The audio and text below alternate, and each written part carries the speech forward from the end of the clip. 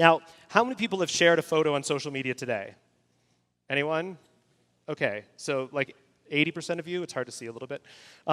Mary Meeker, who works at Kleiner Perkins, just came out with her annual trend report last week. And she said that 3.8 billion photos are shared on social media every single day.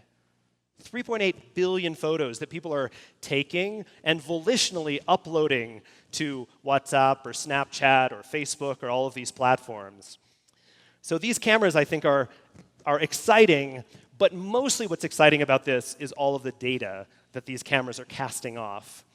And realizing that this was a big opportunity, about 3 years ago, I started a company called Ditto, and I want to share with you a little bit about what we're doing to try to organize and understand and process all of this data using deep learning techniques.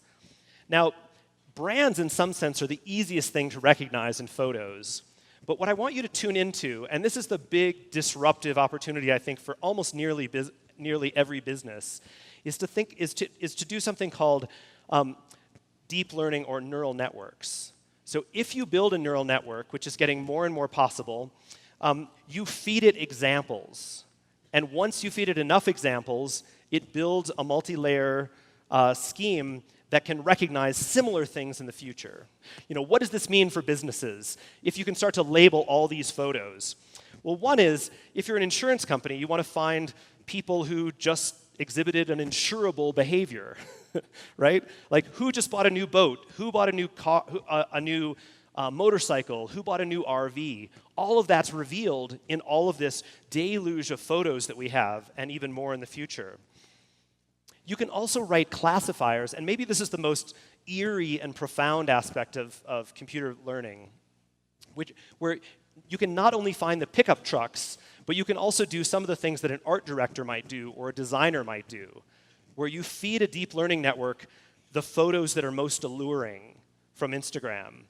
And now you can have the computer score alluringness, which is interesting if you're doing user-generated content. There's sort of two ends of the spectrum of how to use all of this data, and especially all these photos.